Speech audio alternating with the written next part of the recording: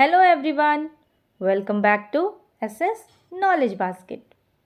So today in this video we are going to start a new chapter of Class 4th English, Alice in Wonderland, written by Lewis Carroll. So let's Alice in Wonderland, एक अद्भुत दुनिया में Alice. One day Alice was lying under a tree listening to her sister reading a story. एक दिन Alice एक tree के नीचे लेटी हुई एक कहानी सुन रही थी जो कि उसकी बहन पढ़ रही थी. सडनली मीन्स अचानक. She saw a white rabbit scamper bye.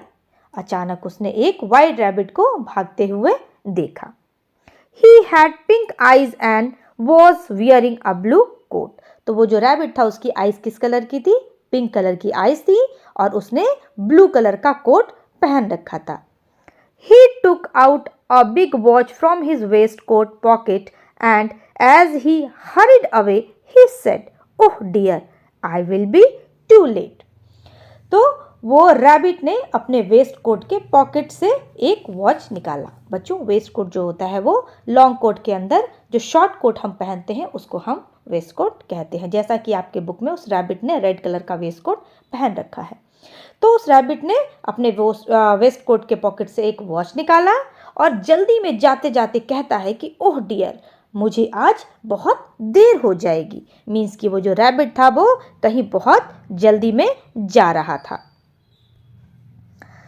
She thought there was something very different about this rabbit.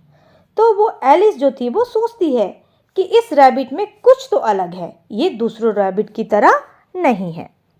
It could talk, ये बोल सकता है. इट वोर अ रेड वेस्ट कोट, और इसने रेड कलर का वेस्ट कोट भी पहन रखा है. And it carried a watch, और उसने एक वॉच भी रखा हुआ है.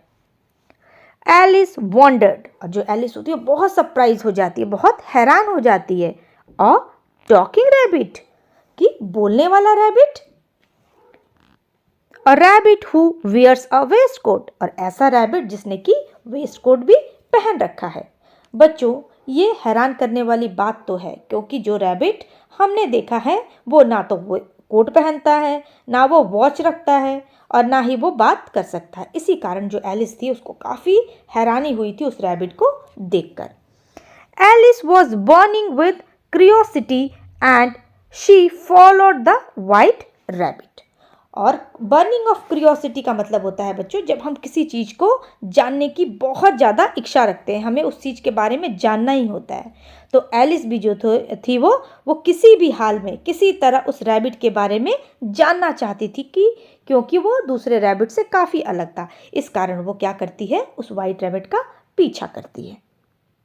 The rabbit started running and Alice followed the rabbit. Rabbit जो था वो दौड़ना शुरू कर देता है क्योंकि वो पहले ही काफ़ी लेट हो चुका था, और एलिस भी उस रैबिट का पीछा करती है. The rabbit suddenly pop down a large rabbit hole. Rabbit जो था वो अचानक एक बड़े से गड्ढे में क्या कर जाता है, कूद जाता है. बच्चों, पॉप का मतलब होता है जंप करना, कूदना. Alice jumped into the rabbit hole too, और एलिस भी उसके पीछे उस होल में, उस गड्ढे में कूद जाती है. The rabbit went down and down and down and down into the rabbit hole.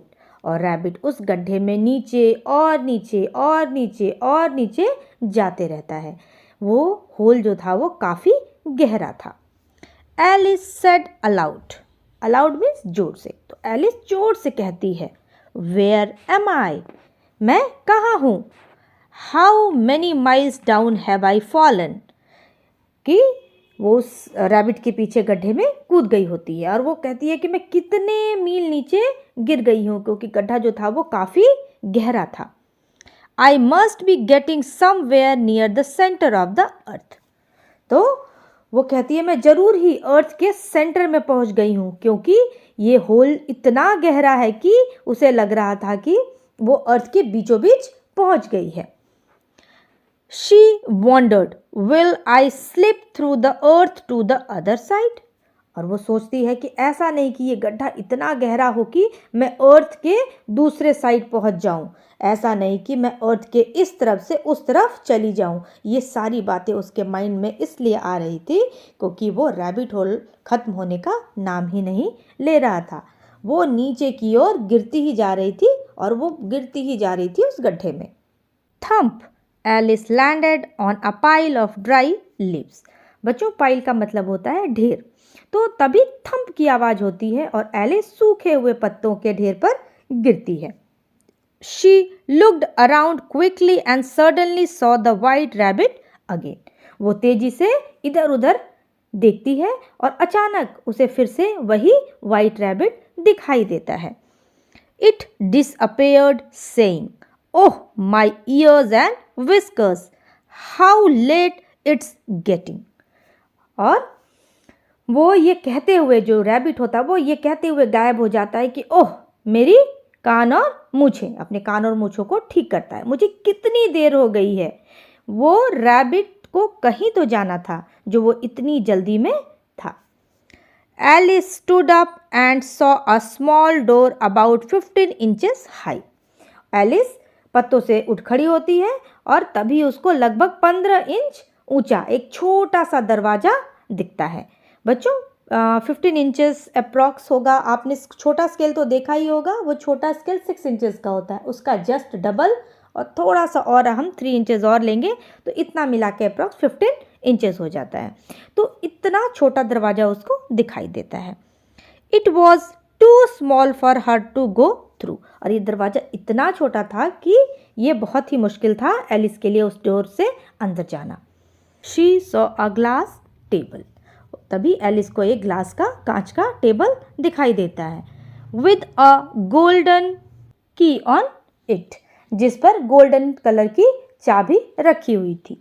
She tried the little golden key in the lock and to her delight it fitted.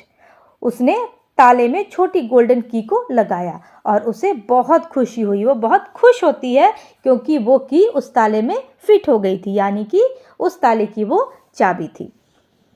Alice opened the door and looked into the loveliest garden she had ever seen. और Alice ने उस door को खोला और अंदर बहुत ही प्यारा और सुंदर गार्डन था। ऐसा गार्डन एलिस ने इससे पहले कभी भी नहीं देखा था। लवलीएस्ट का मतलब होता है बच्चों कि सबसे अच्छा, बहुत बहुत ही अच्छा। तो एलिस ने ऐसा गार्डन कभी पहले देखा ही नहीं था, वो इतना ब्यूटीफुल गार्डन था। How she longed to be among those bed of bright flowers and those cool fountains. उसका मन कर रहा था कि उस गार्डन में जाने के लिए जहाँ बहुत सारे ब्राइट फ्लावर्स बेड थे। फ्लावर्स बेड मीन्स बच्चों ऐसा एरिया जहाँ चारों ओर फूल ही फूल हो, क्यारियों में लगे हुए फूल, जैसा आपकी बुक में ये जो पिक्चर है यहाँ बना हुआ है। एलिस भी उस फ्लावर गार्डन में, उस फूलों के बीच में जाना चाहती थी। और बच्चों, फाउंटेन का मतलब होता है फव्वारा, और उस गार्डन में फव्वारे भी लगे हुए थे जो गार्डन को और सुंदर बना रहे थे। But she could not ever get her head through the doorway.